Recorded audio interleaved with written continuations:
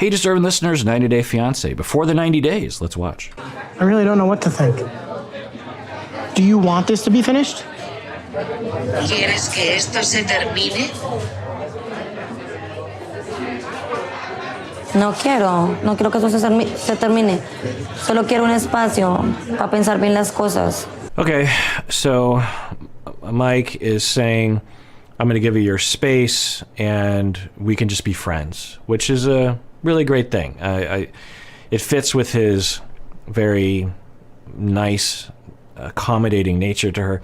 By the way, I talked about this in the comments video that I posted recently, that people emailed me some allegations, who knows if they're true, about him having some more erratic behavior off of the camera, having meltdowns, perhaps being aggressive with her at times. So who knows? I could see that happening, of course, not because necessarily of Mike, but because we understand that not everything that these couples go through happens in front of a camera. In fact, we would imagine only a very small percentage, and they know they're being filmed, so blah, blah, blah. Anyway, there are also allegations that he met her on a cam site, meaning a pornography cam site. She was a performer who would perform to men around the world, I'm guessing, for a fee, doing pornographic performances, and he was a customer, and over time he started to, and people are saying that he showed her his private parts, which from what I understand from the research is par for the course. Not all of the customers will participate, if you will, in the back and forth, but he did, and I think that's quite customary. Of course, at any point, she could have, if she didn't want that to happen, she could have, cut off the signal or banned him or something. So I don't know, but I wouldn't be surprised if at the very least she tolerated it. Anyway, point is that that's what the allegation is. And they met, and then he fell in love with her, or at least in like with her, and said, I will support you, quit your job, either to just be nice to her or to, he didn't want her to be performing for other men or other people around the world.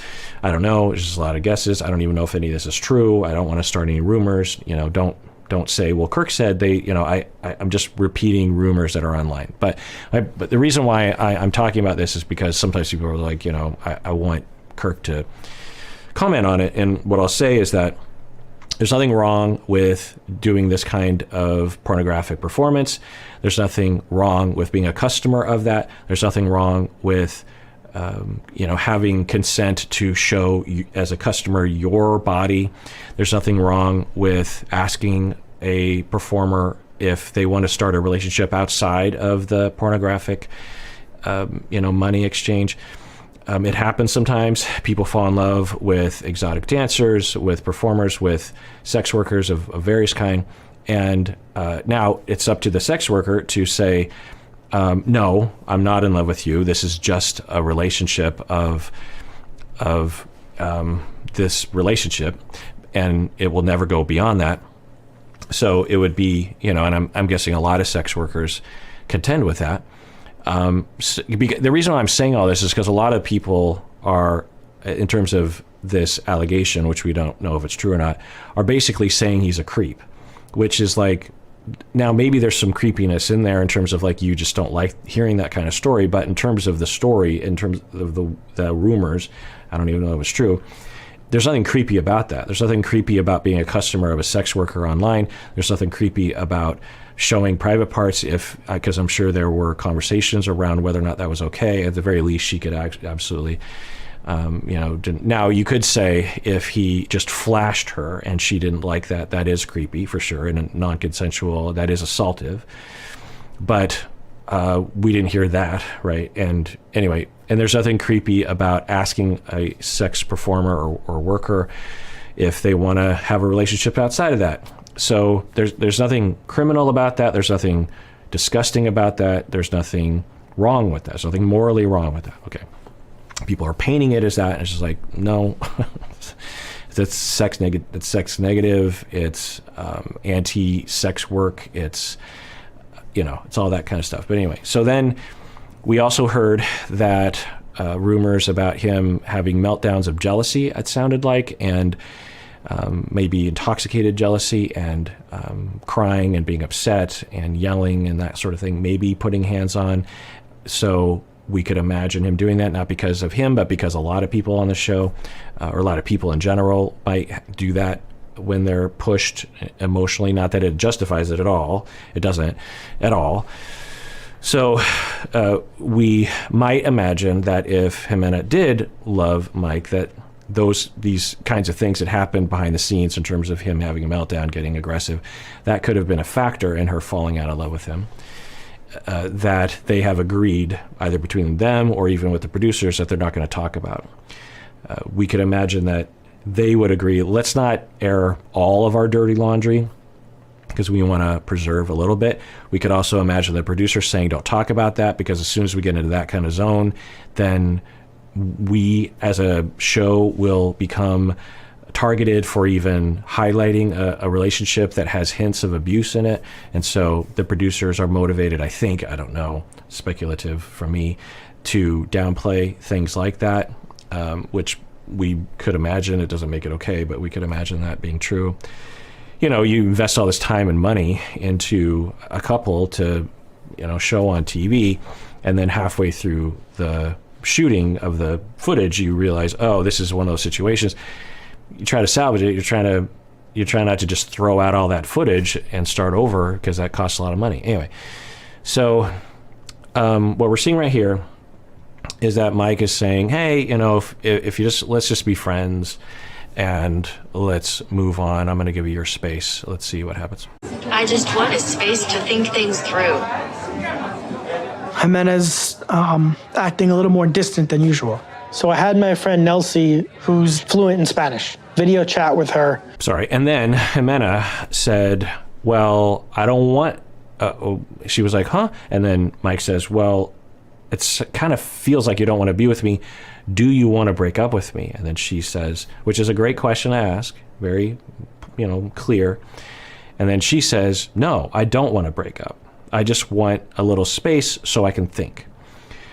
So if we're going on, I think, the most likely scenario, it's hard to know, of course, that she was legit in love with him, or was attracted to him enough, or in love with him enough during the engagement, his first visit to Colombia, that she was feeling good about the future. He leaves, and then maybe she starts to reevaluate. He comes down, and it's a little bit of an unexpected visit for her. She doesn't have time to prepare. She feels a little invaded, a little claustrophobic. Her feelings of like, I don't want to be in this relationship, start to emerge and start to become very powerful to her. And, she's definitely saying, well, we have to slow down, because I'm repulsed by, or I don't want to be with you. I don't want to have sex with you. I'm not in love with you anymore.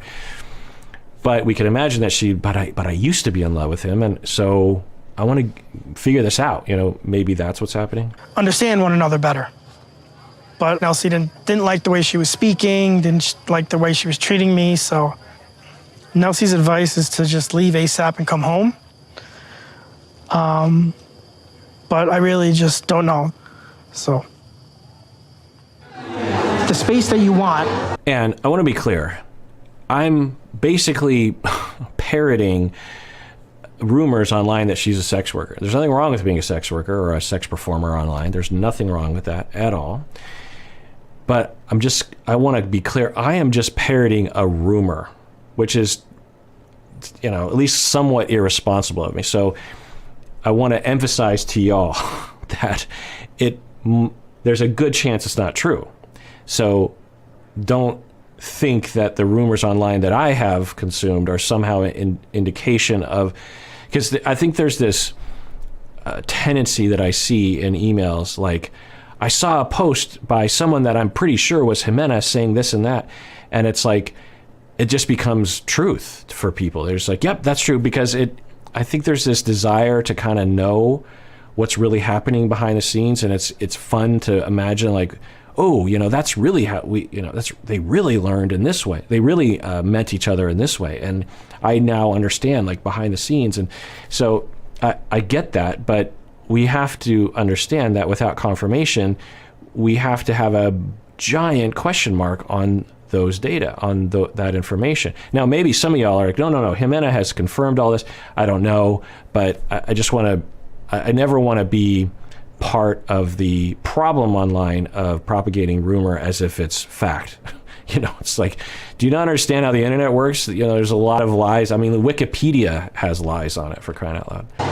Would you want me to stay here, or do you want me to go back to the States? ¿Quieres que me quede aquí y te dé el espacio? ¿Quieres que vuelva a Estados Unidos? Quédate y pues tratemos de solucionar esto. Miremos a ver qué pasa. Okay, well, that's promising and interesting.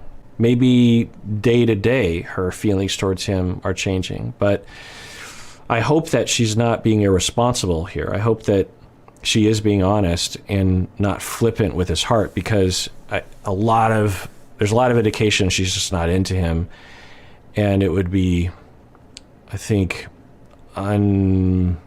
uncool for her to string him along a little longer. But let's watch. Okay.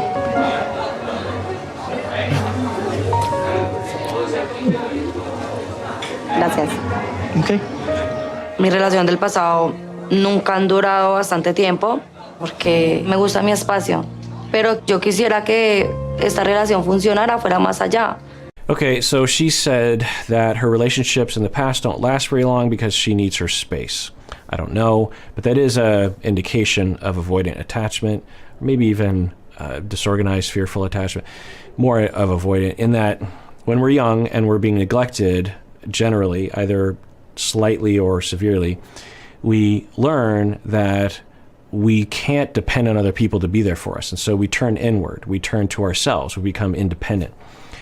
And when vulnerability emerges in us, or when people try to get close to us, and that provokes vulnerability in us, people will say, oh, these people are commitment phobic. And that's actually not a good way of putting it. People are not afraid of commitment. They're afraid of rejection. And with commitment comes the possibility of rejection, and thus they avoid commitment because that can lead to vulnerability, which can lead to rejection, which will hurt even more. And so it's better just to avoid the whole thing. So people aren't commitment phobic, they're rejection phobic, which everyone is, and they equate commitment and closeness and intimacy with a rising level of vulnerability and thus more risk than it's worth, and so they avoid the whole thing. So I don't know if that's what we're seeing in Ximena. Tienen relación. I really think that you should stay in her house and just find a hotel or something. She said I could stay to see if we could come up with a solution. No, Don't? don't do that. There's going to be no solution because she doesn't like you. The friend, Nelsie, has been triangulated into the conflict between Mike and Ximena. And now the tension, so one way to look at triangulation is that the tension moves throughout the triangle. Not always, but this is an example of that happening, where the original tension is between Mike and Ximena, and then they pull in Nelsie, who is now a third in the triangle. And the tension is now transferring to between Nelsie and Ximena, where Nelsie's pulled in and she hates Ximena. She's starting, she's biased against Ximena. And Ximena, I don't know if I showed this clip, but Ximena seems to be a little annoyed that Nelsie is even involved at all.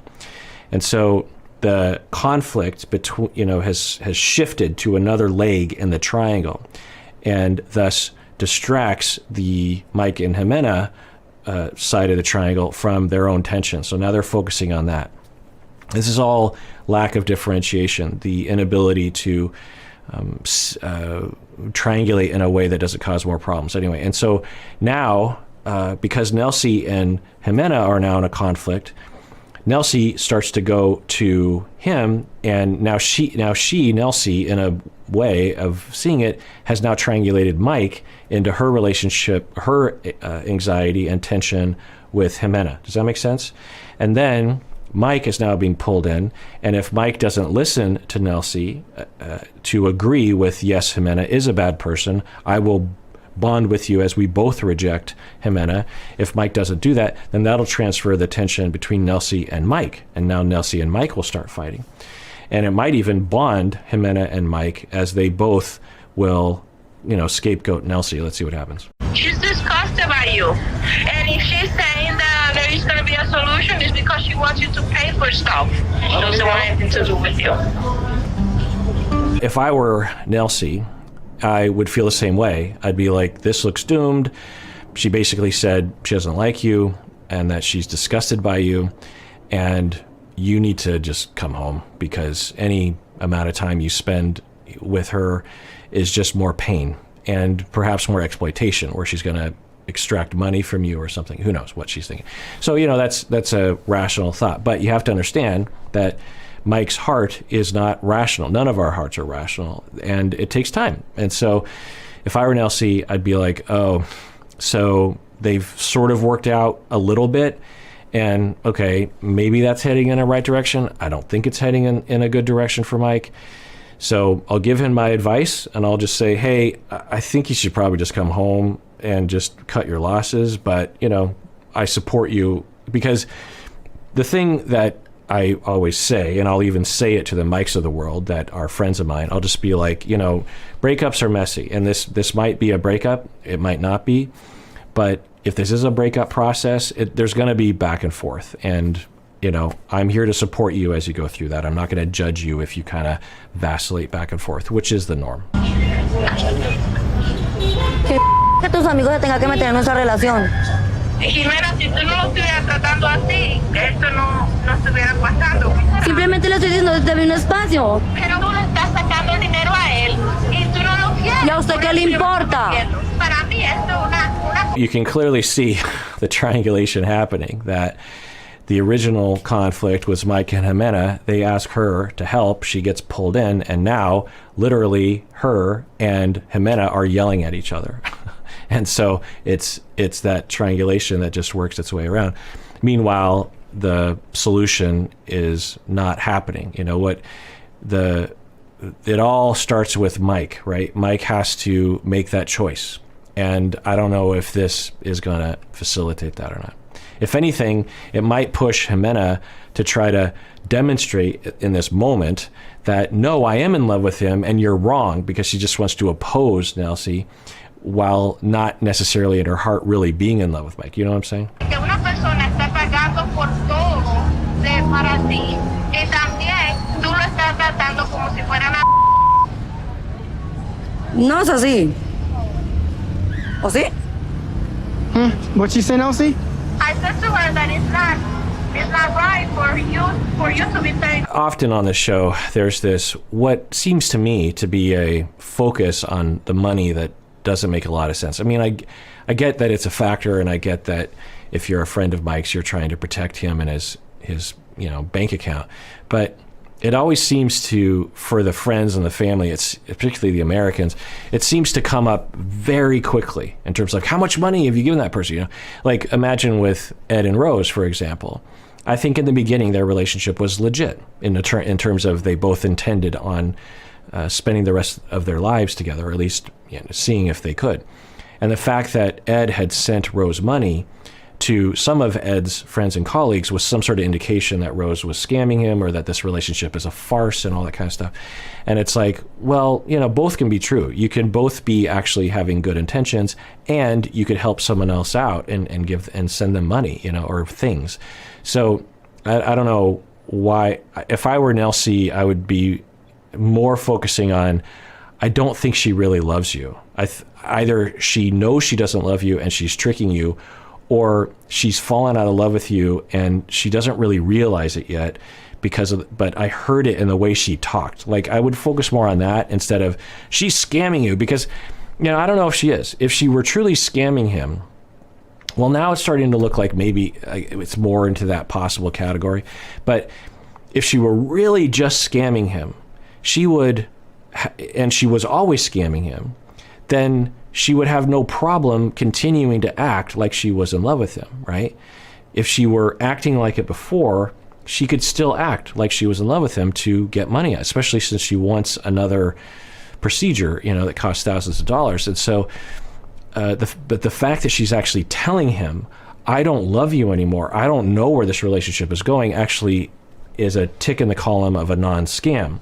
So I don't understand why there's this focus on that. Plus, is Mike being destroyed financially even by this situation? I don't know. I don't hear that, but maybe he is.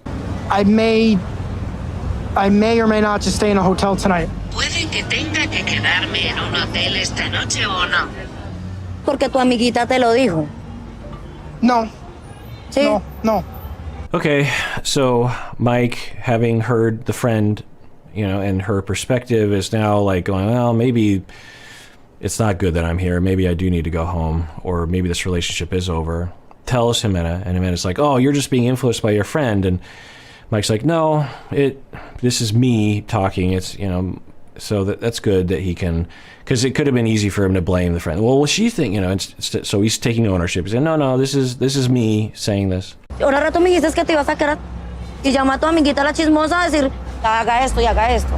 Como si tú fueras un niño. Tú no eres un niño. Tú puedes hacer y decidir por ti mismo. So, interestingly, in the process of him saying, and you could make that argument that he's wishy-washy, that he has a hard time standing on his own 2 feet or asserting himself. I think it's hard to know from the show, but he definitely seems to show on the show that he errs on the side of that side. But it's interesting, that she's saying, you're like a child and you can't think for yourself. Think for yourself and do what I'm telling you to do, which you understand the irony in that. Okay. This is really just overwhelming. I just feel like I'm getting pulled in all different directions. I know that Nelsie looks out for my best interest, but my heart is so invested in this relationship that it's really hard for me to leave. Yeah, and that makes total sense. That for him, up until just a few days ago, all indications were that he was in a loving relationship. He was going to get married. He was going to be a stepfather to 2 kids that he really enjoys, really likes. The kids need him. The whole family likes him. He was engaged. It was going to be beautiful. It's going to be wonderful. To go from that to what he sees when he lands is her being standoffish, going to the club. She doesn't want to have sex with him anymore. Now she wants some space. She doesn't know. And for her to literally tell him, I don't want to break up with you. I want to see if this can work. He would be stupid to just walk away from that, to just be like, well, at the first sign of something wrong, I'm walking away. That would be irresponsible, really, given what data he had up until that point. Now, I know a lot of viewers will say, well, she's never been in love with you. She never liked you from the beginning. She's been repulsed from you from the beginning. And, but that's from the outside. From the inside, he had all those things and was in love himself. And so it makes sense that he would want to make sure and that he needs a little bit of time to adjust. No, and I'm going to be my own man, and I'll stay in for another week. Voy a ser mi propio hombre y me quedo una semana más. You get the irony, right? I'm going to be my own man and do what you told me to do instead of being my own man and doing what my friend told me to do. But I'm going to be my own man. I mean, I don't blame him. I think it makes sense that he's going to, make sure. And it makes if I were his friend, I'd be like, this doesn't look good, but if you are up for staying another week and just making sure, don't give her any money and don't make any commitments, but just, see if what she's saying actually does pan out, that she might actually fall back in love with you if you just give her a little bit of space. That would make total sense. Okay. Todo estará bien. Yo cambiaré mi forma de ser. Sí.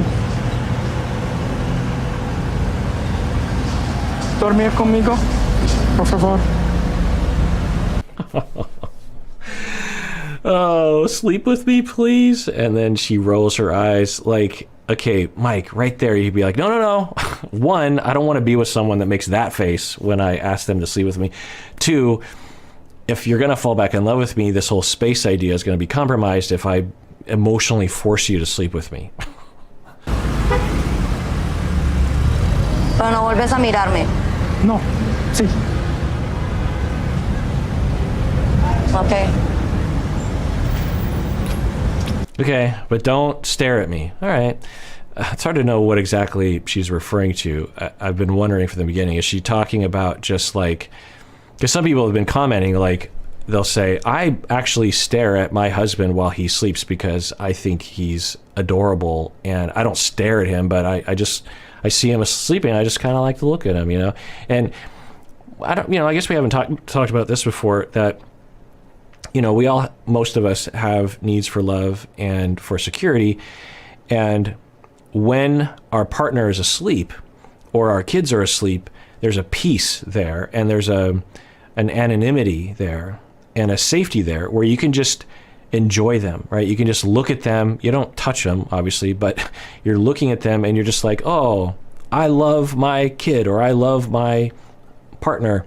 And I can just sort of look at them and just enjoy it and think how cute they are and think how much I love that person. And in this moment, I feel safe because one, I feel safety with them, but also they're asleep, so they can't be insecure, and they also can't attack me. They can't leave me. It makes sense. And it makes sense that it would tie into our evolution. We, of course, evolved as a group, as a tribe. We grew up as with our kin, with our kids, with our cousins and aunts and uncles and everyone around us. We might have literally been huddling together if it was a cold evening, because we don't have a lot of fur, and so it makes sense that we evolved to enjoy being next to each other while we're sleeping. In fact, research shows that couples who sleep together are slightly more likely to stay together and have a satisfactory relationship. You don't have to sleep together. You can live in different rooms or different towns or whatever. And there's a lot of stigma around that. Point is that for him, there might be just that normal. So is it just that normal, oh my God, or is it something else? Is it, I guess what most people are equating it to, and maybe her, is some sort of creepiness, like some sort of sexual invasion, at least in his mind, of just like, ha, ha, ha, ha. Like, that doesn't seem likely. It's possible. Is it just that as a recipient of that, it just feels invasive? It's just like, stop looking at me. I need space. And is it that when they wake up, he just looks at her, and she opens her eyes, and he 2 seconds ago started looking at her, and she just doesn't, she's repulsed by him, and I don't know what it is. Anyway, but she's just kissing him right now, which either means with space and with the prospect of losing him, her love is emerging again, or she's looking for money.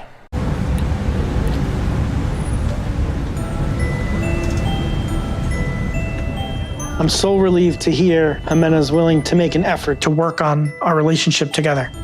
Ximena might still have her doubts, but this shows that she still has feelings for me.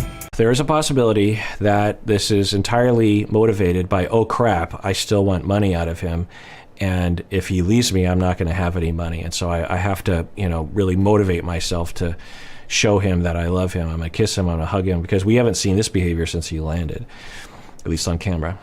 There's that possibility. The other possibility is that she does and has legitimately loved him, and with invasion of her space, she's getting claustrophobic. She's like, get away from me, And then with him saying, I want space, this is actually something that happens a lot to pursuer, distancer relationships. It's often preoccupied, avoidant, but the pursuer, the preoccupied person, sometimes will just be like, okay, I'm done.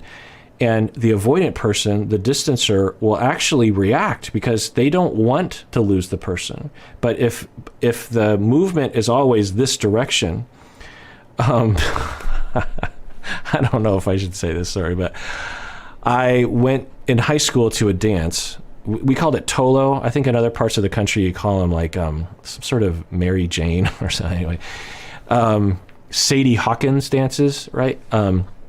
Where the girls ask the guys in my school. Anyway, so a girl asked me to go to a dance, actually to a different high school, and we were going, I can't believe I would tell that story, but I think it shows. Let's just say maybe she was into me a little more than I was into her, or I had question marks. I was the Ximena. And we were at the dance. I can't. Maybe I'll cut this whole thing out. But I think it's a visual representation of the pursuer distancer relationship. I didn't dislike her, but I just wasn't sure. Anyway, so we're dancing on the dance floor, and over time, I started noticing there was this pattern that we were kind of doing this pathway around the dance floor in the high school gym floor. And I realized I'm slow as I'm dancing, dancing, 80s dancing. That's more early 90s Vogue. Anyway, I'm slowly, very imperceptibly moving backwards away from her, okay? Not consciously, but, every step, half a millimeter, after a Prince song, you've moved 5 feet. And after 5 Prince songs and a Duran Duran thrown in there, you've gone a fair amount of space, and she has closed the gap. So, she was a great, this was literally 35 years ago. My memory of her, she was a nice person. Anyway, point is that that's a representation of pursuer distancer. It's not perceptible, it's not conscious. But because I have some questions and she doesn't, it equates to a physical movement of me slowly moving backwards, even though I'm not consciously taking a step backwards as we're dancing. She's not consciously chasing me, but it has that effect. And so in pursuer distance, so according to that model, and this is a systemic idea, that if she hadn't pursued, say I took, 3 centimeters back as I'm dancing, if she didn't pursue, if she just stopped where she was, I would eventually get to a place where I would stop taking steps backward, because I wanted, say, 3 more millimeters between us or something. I wouldn't have continued to move away from her, because that's ridiculous. I want to be close to her, just not that close to her. And so I'm slowly moving away. But if she closes the gap, then I keep moving. And the flip side to this is, as I move away, it causes her to move forward, because she wants a certain distance. She doesn't feel comfortable with this much. She wants this much. And so in a relationship, when he's chasing, and he really chases, and you could argue that him going down to Colombia is him sort of closing that gap. He's taking a step forward. She has to take a step back, because that's too close for her. It's like, it's too claustrophobic feeling. And so she takes a step back. So with, I don't want to sleep with you. I don't know if I want to be with you. Then he starts to talk, and eventually, so it's and eventually, and this might have even started way back when, even before he, came back to the States. Anyway, but then eventually he stops, and he's like, okay, I'm going to stay in a hotel. I'm going to go home. Maybe this is done. And then she's like, no. Okay. In the same way that when I was at the Tolo dance, if she had, the person I was dancing with, if she had stopped and actually taken a step back, I probably would have moved in, because it's just like, well, I don't want to be 10 feet away from you. That's ridiculous. So that's pursuer distancer. It's a 2-person system.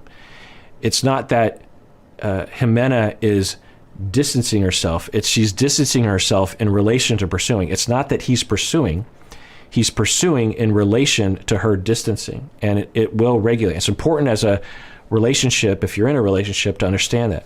Are you the gal, the teenage girl who asked me to at the Tolo, are you her or are you me? Are you Ximena or are you Mike? Most relationships have a movement like this, and if you don't have awareness of it, you can cause a lot of problems. Because of course, if you do this habitually over time, the Mikes of the world have this conclusion that the other person doesn't love me. If you're the Ximenas of the world, you will come to this conclusion that you must not love your partner because you're so repulsed by them. But it's often just a matter of, we want to be close, but we don't want to be, completely enmeshed. We want to be close, but we don't want to be too close. So we're always trying to navigate that. It's also important to recognize, like, well, what am I really afraid of as this person gets close to me? That kind of stuff. Also, why am I invading? Is it because I'm anxious, or is it because I really want to be with this person? There's all these questions. And pursuer, distancer, preoccupied, avoidant, dynamics are very common and something that has to be sifted through.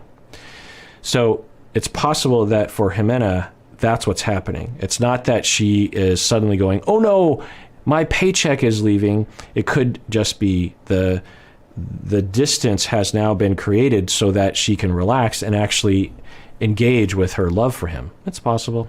It's unknown. So I hope that we can get back to where we were on the first trip and just move the relationship in a more positive way.